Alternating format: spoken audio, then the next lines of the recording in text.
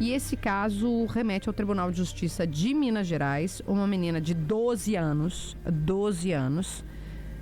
estava no que se chama de um relacionamento. A lei diz claramente, né, relação com menor de 14, não importa se tem consenso ou não. Nunca tem, é estupro. Na lei é sempre estupro. Não é a Kelly, não é o Gabriel, não é o PG que está dizendo, é a lei brasileira. Mas o Tribunal de Justiça absolveu um homem de 35 anos, sob essa justificativa, né? De que eles tinham um relacionamento, dando ok. Eu acho que mais... havia o consentimento da mãe, da menina, família, né? Que a menina o tratava como marido, que eles moravam juntos. E dando essa sinalização de que a legislação brasileira... Aliás, a legislação não diz isso, né? A legislação não diz isso. Mas dando esse verniz de legalidade para algo que é claramente legal. Isso foi um caso em Minas Gerais, né? Tribunal de Justiça de Minas Gerais, como eu tinha mencionado. Luciana Temer é a nossa convidada, professora de Direito Constitucional. Aliás, uma das maiores, se não a maior autoridade nesse tema que envolve crianças e adolescentes, né? Os abusos que infelizmente são algo muito presente, e ela é presidente do Instituto Liberta, que faz um trabalho incansável, educativo, necessário. Professora, seja bem-vinda aqui. Eu não sei se a gente chama professora, presidente, como a senhora quiser, mas é muito bom tê-la aqui conosco para poder trazer essa questão à tona, às claras, como deve ser feito. Bom dia. Bom dia, Kelly, PG, Gabriel, bom dia aos ouvintes. Bom dia. Me chama de Luciana mesmo, Kelly, apesar de eu adorar o título de professora, inclusive sou professora da PUC de São Paulo. Você fazendo propaganda aí? A PUC é nossa parceiraça aqui também, que coisa. Eu acho que o maior título que qualquer pessoa, todos os meus amigos que são professores, eu chamo de professor por isso, porque eu acho que a gente está dando uma medalha, assim, né? Porque professor Exatamente. Ou pelo menos deveria ser. Concordo com você, me chama de Luciana mesmo. Ai, gente, vamos começar pelo começo, né? Convite. Obrigada. Para falar desse assunto tão relevante e urgente nesse país, né? A senhora se surpreendeu com a decisão de alguma forma? E se eu disser que não? Eu pensei. Então, vamos lá. Vamos separar surpresa e indignação, né? A gente fica muito indignado com uma decisão como essa. Mas por que essa decisão não me surpreende, Kelly? Você sabe que em 2024, o Superior Tribunal de Justiça manteve uma decisão do próprio Tribunal de Justiça de Minas Gerais exatamente igual a esse, não é? No qual o tribunal, em 2024, havia absolvido um sujeito nestas condições, com uma menina de 12 anos também, e o Superior Tribunal de Justiça, analisando supostamente as circunstâncias parecidas com essas deste último caso que você já descreveu, ele entendeu que não era possível condenar por estupro de vulnerável. Por isso que eu digo para vocês, tristemente, que eu não me surpreendo, mas a indignação permanece a mesma. Como vocês mesmo disseram já na introdução, é uma questão legal, gente. A gente decidiu que uma menina ou um menino menor de 14 anos não tem discernimento suficiente para decidir sobre isto, não é? É sobre isso que a lei diz e estabeleceu em 2009. Só, se você me permite me alongar um pouco aqui, só para dar um contexto para os ouvintes. Veja só, até 2009 só existia o crime de estupro. E este crime de estupro, ele era agravado se a menina era menor de 14 anos. Em 2009, houve uma reforma no Código Penal, especialmente na questão dos crimes sexuais. Então, o estupro passou a não exigir mais penetração, não é? Qualquer ato libidinoso, como o sexo oral ou passar a mão nas partes íntimas, é estupro hoje pela lei, desde 2009, e criou o crime de estupro de vulnerável. Por que é que nós decidimos, como sociedade, e o Legislativo endossou em 2009, a criação do estupro de vulnerável? Justamente para evitar esta análise caso a caso circunstancial. Nós decidimos que havia um critério objetivo que não cabia relativização. E por isso que a gente fica tão indignada, porque essa foi uma decisão legislativa de 2009. Mas, professor, do ponto de vista técnico, então, não existiria margem, teoricamente, para um tribunal criar essa exceção, né, com base nessa teoria de vínculo afetivo. Isso é, de fato, uma ruptura, assim, com o entendimento já consolidado até aqui? É muito impressionante. Gabriel, você sabe que é interessante, e aqui a gente não pode... A gente tem que falar de direito, né, de questão jurídica e também de questão cultural, porque as coisas elas ficam muito conectadas. Então, vamos lá. Em 2009 se estabelece esse novo critério objetivo, que gera muita divergência nas decisões, né? Mas é normal, quando uma lei entra em vigor, é natural que o mundo jurídico fique se adaptando a ela por um tempo. Mas, por causa dessas divergências, o próprio Superior Tribunal de Justiça soltou uma súmula, para os ouvintes entenderem, súmula é uma orientação para todos os tribunais inferiores, não é? Então, o Superior Tribunal de Justiça soltou em 2017 uma súmula dizendo que não era possível relativização, que a presunção de violência em casos com menores de 14 anos era absoluta. Muito bem, maravilha, ótimo, resolvido. Só que não. O próprio Superior Tribunal de Justiça, em 2024, faz esta relativização nesta decisão, né? E quando o próprio Superior Tribunal de Justiça relativiza uma súmula que ele mesmo criou, você abre espaço para decisões como essa do Tribunal de Justiça de São Paulo, que é cultural, Gabriel. Porque, na verdade, vamos só lembrar uma coisa aqui aos ouvintes. Nós temos, segundo o último censo do IBGE, que é de 2022, mais de 34 mil meninas se autodeclararam casadas. Desculpa, mas 34 mil meninas? Entre 10 e 14 anos são casadas no Brasil. São casadas, não casadas oficialmente, PG, porque, na verdade, pela legislação não é possível. Perfeito. Não é? Agora, aliás, inclusive, abaixo de 14 anos é estupro e, desde 2017, pela nossa lei, não é possível casar antes dos 16 anos, nem meninos nem meninas, né? Agora, veja, no último censo, até 14 anos, mais de 34 mil meninas se declararam casadas. Então, a gente não está falando aqui, Gabriel, de uma questão só jurídica excepcional, a gente está falando de uma cultura social que admite esse tipo de... E é sobre essa cultura que a gente tem que falar. Não à toa, o voto divergente foi de uma desembargadora mulher, né? Só fazendo essa observação. Vai lá, PG. E, professora, não tem, eu acho, Gabriel, Kelly e ouvintes, tem dois aspectos, me parece, dois argumentos que eu acho que é o que estão atrás dessa decisão do Tribunal de Justiça. Não sei se a senhora concorda comigo, professora, e que eu acho que é o que a sociedade costuma recorrer com frequência para relativizar esse tipo de situação. Um deles é que condenar o agressor, nesse caso, ou seja, um homem de 35 anos, seria...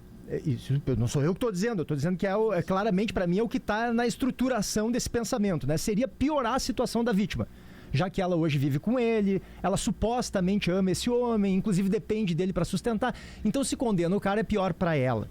Um outro aspecto que é muito comum a gente ver, a minha bisavó também casou com 13 anos. Né? Isso era muito comum. E nem por isso ela deixou de ser feliz. Foi muito feliz com o meu bisavô, assim, né? Casou com 13 anos, aí teve filho com 14. Isso era comum. Então, são esses dois aspectos que eu queria que a senhora analisasse e dissesse por que eles, em princípio, não parecem fazer sentido mais hoje. Muito bom, PG. Acho que é super importante falar isso, porque você está falando de dois aspectos que são exatamente os aspectos culturais. Não é? Então, quando a gente fala... Minha avó libanesa também casou com 13 anos. Né? Lá no Líbano, casava com 13 anos. Ela viveu a vida inteira. Se foi feliz, eu não sei, mas viveu a vida inteira aí com o meu avô e teve 9 filhos. Mas a gente está falando de um momento onde isto era, de fato, uma conduta considerada natural pela sociedade. A gente foi evoluindo e a gente entendeu como sociedade que isto não é natural, que isto não é bom, e isto caminha, essa mudança de comportamento, de pensamento, ela caminha junto com o avanço da igualdade entre homens e mulheres. Porque na medida em que se pleiteia a igualdade entre homens e as mulheres vão estudar e as mulheres vão trabalhar, elas não podem se casar aos 13 anos de idade. Só um parêntese, professor, desculpa. Sim, em gerações passadas elas casavam com 13 anos, mas também não votavam, né? Em gerações passadas, criança trabalhava em mina de carvão, né? Os maridos batiam na esposa, ninguém fazia nada. Até geração, eu falo, a lei, anos 2000, o homem poderia devolver uma mulher. Se eu fosse casada com o BG, ele descobrisse que eu não sou virgem, então eu vou devolver, tal como se fosse objeto. Então, assim... Então, o avanço civilizatório é justamente tu retirar da tradição esse poder de definir o que é justo, né? Não é justo uma menina casar com 12 anos. Perdão, professor. Não, exatamente, mas é sobre isso mesmo. Agora, qual é o perverso que eu acho? É a seguinte, a gente entendeu como sociedade que não, meninas têm que estudar, meninas têm que trabalhar, enfim, tem independência financeira. Eu duvido que algum dos ouvintes que estão aqui nos acompanhando admitiria que a sua filha ou a sua neta de 12 anos se casasse. Eu tenho certeza que não admitiria. Mas por que é que a gente consegue fazer um pensamento, uma relação de que aquela menina miserável, ela pode? A gente pode aceitar que ela case. Porque, como você disse, PG, é melhor para ela. Por que não é melhor para minha filha, nem para minha neta? Melhor para esta menina miserável. Porque, na verdade, não se rompe o ciclo de pobreza, miséria e violência. Não é? Quando a gente assume como sociedade, a gente começa a dar para que essas meninas se construam de outra maneira. Então, eu não sei se está cortando, gente. Cortou um pouquinho, professora, nessa última, na última resposta, quando a senhora está falando da questão da vulnerabilidade, porque eu acho que esse é um tema também. A gente vai abrindo camadas, abas aqui, que eu acho que é importante. A senhora está dizendo... O ouvinte, eu tenho certeza, concordo plenamente, né? Se for pensar no meu filho, se for pensar na filha, na sobrinha, a gente não vai concordar com isso. 12 anos, ela tem 12 anos, mas aí num cenário de uma menina que vive lá na comunidade, né? Aqui em Porto Alegre a gente chama na vila, né?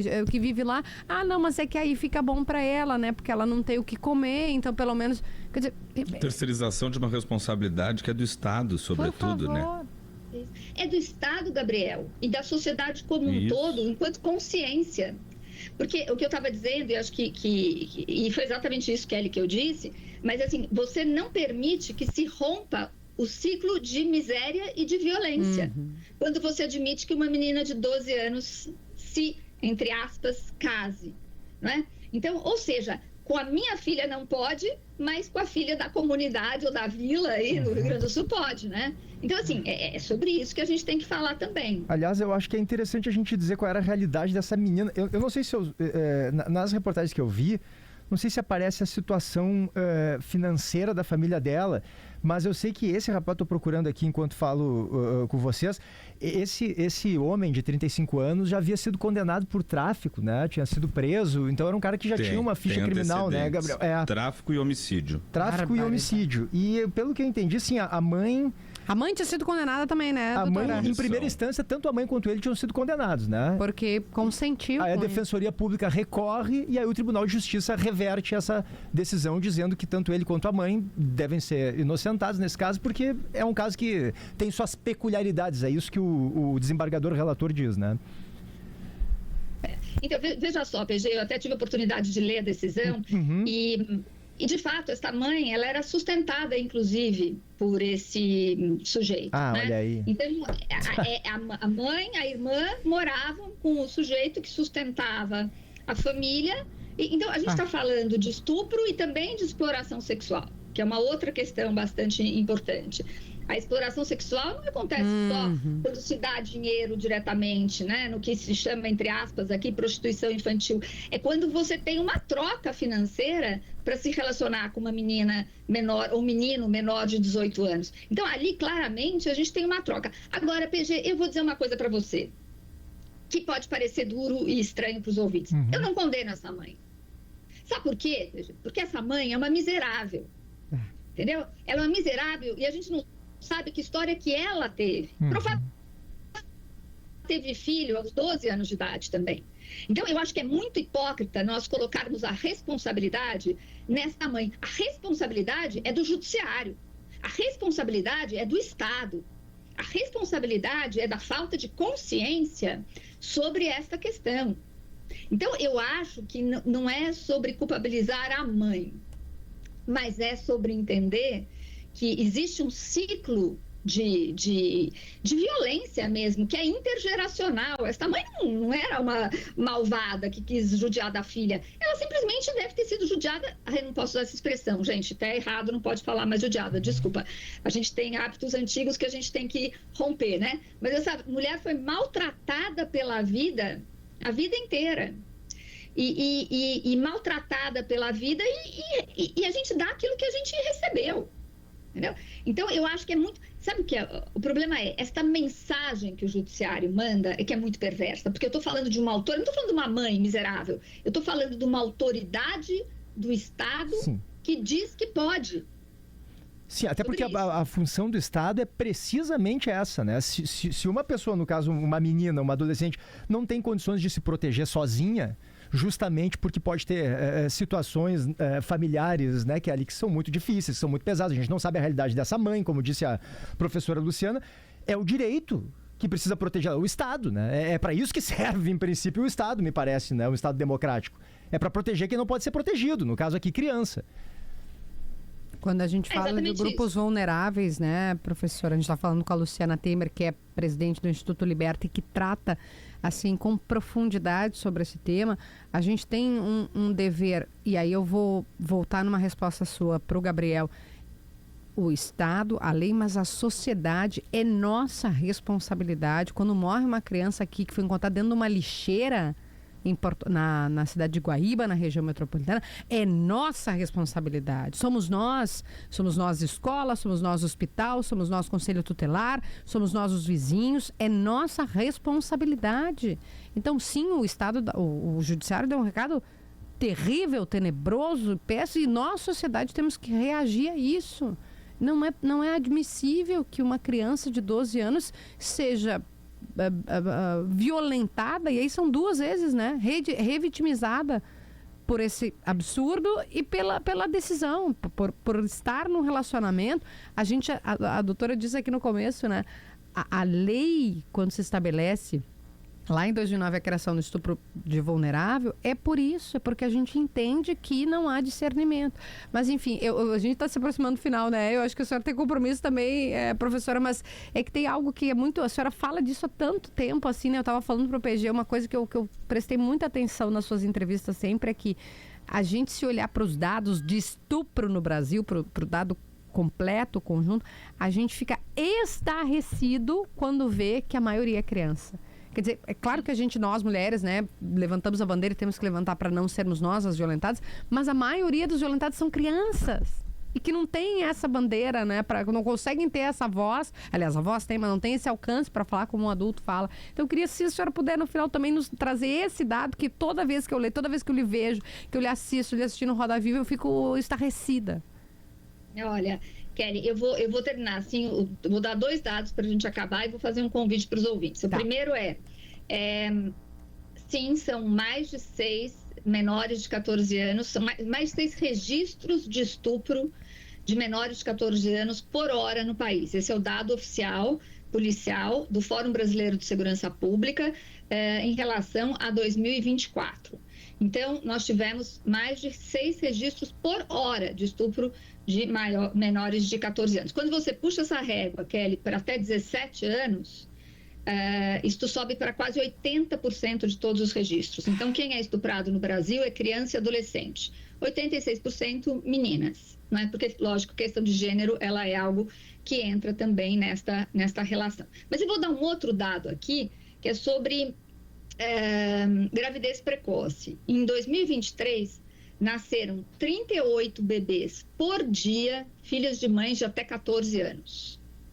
Por dia. 38. Então, quando a gente fala de um caso e se indigna com um caso, é importante, porque é emblemático e é para mandar a mensagem. Mas, gente, por dia, em 2023, nasceram 38 bebês, filhos de mães de até 14 anos. Eu tenho certeza até que 14. não foi registrado como estupro, entendeu? Então, assim, é sobre essa naturalização da violência a partir da ideia de que para miserável é melhor assim, né? Então, é isto que é muito importante. E agora, a última coisa, eu queria fazer um convite para os pais mães, cuidadores que estão assistindo a gente. O Instituto Liberta acredita e trabalha muito com a lógica de prevenção das violências sexuais a partir exatamente de uma mudança de cultura. E nós construímos um guia para pais, para familiares e cuidadores, para crianças de 0 a 10 anos, como é que você cria seu filho ou sua filha, né? Enfim, a criança, para que ela aprenda a se proteger de violências, em especial da violência sexual.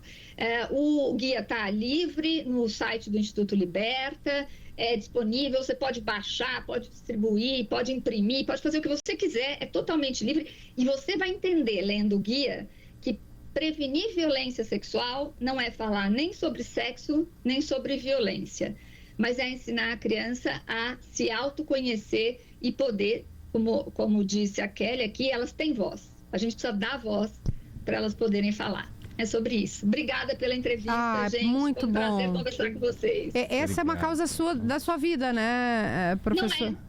Não é. Agora é.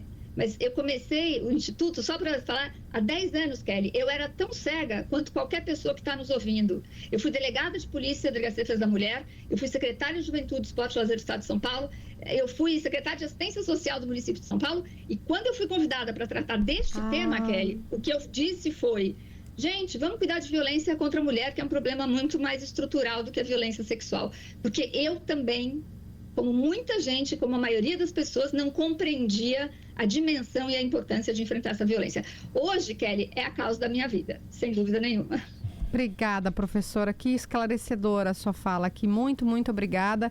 E que a gente possa avançar, né? Eu acredito que a gente vai conversar mais vezes, é muito importante, mas tomara que a gente consiga aprender e quem sabe, mudar essa realidade. Um beijo, obrigada, bom trabalho, boa semana. Obrigada, gente. Luciana Temer, eu recomendo fortemente, gente, colunas, textos, vídeos, a entrevista dela no Roda Viva é uma aula também. Isso que ela disse no final ela achava que esse não era um problema, como a gente não acha, né? A gente acha que o problema do Brasil, porque tem muitos problemas, é a fome, é a miséria, não sei. E aí quando ela olhou os dados, quando ela se deparou, quando viu, poxa, é um absurdo. Eu gosto muito dessa a avaliação que ela fez ali. Eu estava anotando algumas coisas enquanto ela falava também. É isso, né, Gabriel? Que por trás dessa decisão tem aquela impressão que me parece que tá, de alguma forma, incutida, enraizada na sociedade de um modo geral, de que condenar o agressor, nesse caso, um homem de 35 anos, seria piorar a situação da vítima, de 12, porque hoje ela já vive com ele, porque está estabelecida, porque supostamente ama esse homem, depende dele para se sustentar. Só que esse é um argumento muito perigoso, porque ele faz uma inversão, Kelly, que é a seguinte: não é o crime que destrói a vida da vítima, é a punição do crime que seria o problema. Então, se a gente aceita isso, de que a punição ao crime é que é o problema, a gente vai chegar num ponto que quanto mais dependente for a vítima, seja emocionalmente, financeiramente, menos o agressor pode ser punido, né? E aí a vulnerabilidade de uma menina de 12 anos, que deveria aumentar a proteção dela, porque ela tem 12 anos, porque ela é uma criança, vira um atenuante pro criminoso, né? Não, mas ela só tem 12 anos, imagina como é que ela vai se virar agora. Não, pelo menos tem o cara ali com esse... Olha que maravilha pro estuprador. Para um cara que pegou uma guria de 12 anos, tirou da família e mora com ela. Não dá, entendeu? Não dá. Esse é um argumento muito perigoso. E, inclusive, é um argumento que sempre foi usado para outras violências domésticas, né, Gabriel? Não. Bom, ele bate nela, mas a mulher precisa dele para viver, né? Não, ele espanca ela, mas também sem ele, o que a mulher vai fazer da vida? Vai ficar só... Não dá. Não pode isso ser um atenuante pro criminoso, né? Claro. E assim, a gente decidiu, né, como nação, como marco civilizatório, que criança não consente, que criança não negocia, não escolhe viver uma relação, né, com um adulto. Isso não tem nada a ver com moralismo, é proteção da infância. E aí, quando uma corte superior resolve flexibilizar essa linha, né, com essas expressões muito estranhas, como vínculo afetivo, o que ela está fazendo é justamente transformar a regra de proteção numa regra de interpretação casuística que leva em conta exatamente isso que o PG está falando, que é o contexto social. Porque se a gente começa a aceitar que o afeto também relativiza, né, a vulnerabilidade, então a vulnerabilidade ela deixa de ser absoluta, ela passa a ser negociável, passa a depender do humor de quem está julgando, das peculiaridades desse contexto social. Isso é um risco absurdo e para todas as nossas crianças. Eu fiquei perturbado agora com os dados que a professora Luciana trouxe para a gente no final. Eu já falei aqui, repito, a minha filha nasce em junho, assim que ela aprender a andar, ela vai aprender a se defender. É isso. Porque é inacreditável, eu digo isso com nó na garganta, mas a gente cresce acreditando que pelo menos o Estado, né, vai ser essa última barreira, essa última proteção, e não é. Então é cada um por si, uma loucura. O dado, ou um dos últimos dados trazidos pela professora Luciana Temer, 38 nascimentos por dia com mães que têm até 14 anos. A gente está falando de menina com 10 anos, 11 anos, 12 anos. Sim, são 38 nascimentos frutos de estupros. Estupro, o nome disso é estupro. Com menores, né? Com estupro de vulneráveis. Menores de 14. Só os menores de 14. 14. Menores de 14. Pensa agora, você que está nos ouvindo, tá? Pensa, você tem uma filha, uma sobrinha, uma filhada, a filha da sua amiga, do seu amigo, 12 anos. Criança não é mãe. 12 anos. Criança tem que estar brincando, tem que estar aprendendo, tem que estar estudando. Criança. Esse tema é... E eu acho realmente muito impressionante, assim, porque os fatos eles estão todos sendo escancarados na nossa cara, né? A única pessoa que divergiu dessa decisão foi uma desembargadora mulher. Acho que é importante, de novo, a gente mencionar isso. A relevância da gente ter essa pessoa ali, pelo menos nessa roda, né? Nesse trio. É verdade. A desembargadora Karen Emmerich.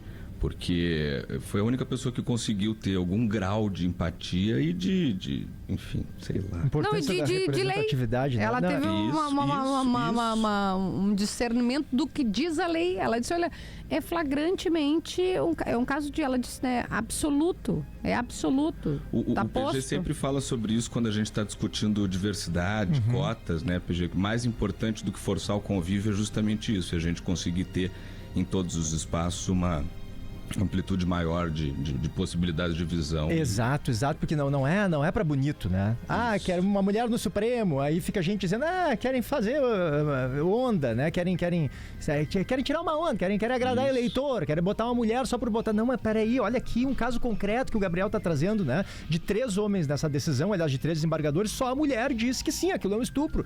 Isso é por acaso? É claro que não, porque a representatividade de uma mulher no espaço de poder permite que haja uma divergência em relação a pensamentos que são historicamente, culturalmente, né, Gabriel? Transmitidos de geração em geração. A mulher tem que estar ali presente para dizer o que pensa. E a gente avança, né, gente? A lei, a sociedade, a gente... mas a minha avó sim avançou, que bom, né? Que bom que tá avançando. Que bom que a gente tem regra de trânsito que diminuiu, que a gente tem cinto de segurança. Antigamente a gente andava solto no banco de trás, a gente melhorou, a gente avança enquanto sociedade. Antigamente podia fumar dentro do avião, hoje não pode. Quer dizer, é evolução, o nome disso aí é evolução social. Pelo amor de Deus.